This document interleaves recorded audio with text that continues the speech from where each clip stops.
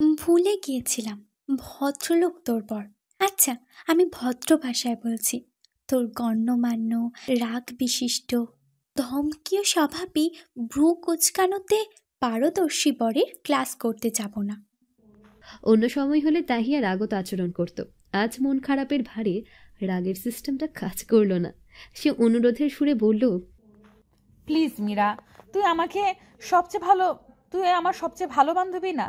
তোর মতো বান্ধবী লাখে একটা, কোটিতে দুইটা হয়।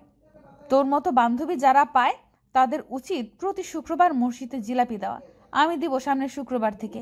কত ভাগ্যবান আমি। মীরা নড়ে চড়ে বসল। এত মাখন মাখাচ্ছিস কেন বলতো? আমি ক্লাস করলে তোর কি লাভ? এমন তো না যে তুই পড়ালেখা বুঝবি। পড়ালেখার সাথে তোর জন্মে শত্রুতা, আজ হঠাৎ মিত্রতা কেন? এবার আসল কথা বলল তাহিয়া। বদলোকটা মাকে বাসাত নামিয়ে দিয়ে যে গেল আর এলো না, একটা ফোনও দিচ্ছে না। আমার দেখতে ইচ্ছে হয় না বলো? ভীষণ দেখতে ইচ্ছে করছে। মনে হচ্ছে কতদিন দেখি না, চেহারাও ভুলে গেছি। ভিডিও কলও দিতে পারছি না। এখন তুই ক্লাসে গিয়ে ভিডিও কল দিবি। স্যার যখন ক্লাস করাবে তখন আমি দেখব। Just 5 minute please.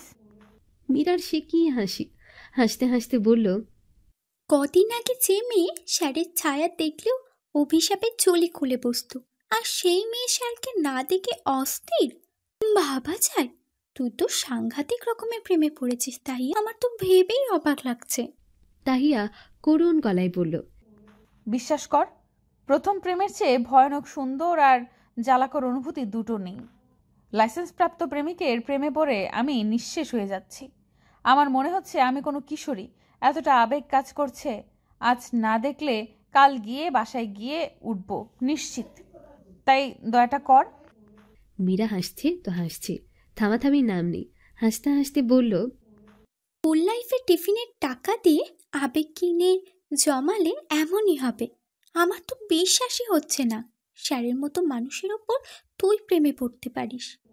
তাহিয়া আনমনি বলে ফেলল, স্যারের উপর নয়, আমি প্রেমে পড়েছি আমার জীবনসঙ্গীর উপর, যে কিনা পেশাগত জীবনের বাইরে অন্যরকম একজন। এত সুইট, যদি তুই আন্দাজ করতে পারতি। আমি প্রথমে শক্ত ছিলাম। অবনীর বাসায় যাওয়ার পর স্যারের যত্ন ভাব শক্ত থাকতে দিল কই, পুরো প্রেম সাগরে নিয়ে ডুবালো। মীরা হাসতে হাসতে তৈরি হয়ে নিল। তাহিয়ার কথা শুনে মনে ভালো লাগা কাজ করছে। স্যার বোধহয় স্বামী হিসেবে ভালো, না হয় তাহিয়ার মতো মানুষ 1 মাসে এভাবে গলে যাওয়ার কথা না। তার চাওয়া একটাই, বান্ধবীটা তার সুখে থাকুক। কথা বলতে বলতে কলেজে গেল। অভিকের ক্লাসের শুরু হওয়ার মিনিট 2 আগেই গিয়ে পৌঁছালো ক্লাসে। সামনের দিকের একটা বেঞ্চে বসে তাহিয়াকে ভিডিও কল দিল। অভি ক্লাসে যেতেই কানে হেডফোন গুঁজে ফিসফিসিয়ে বলল,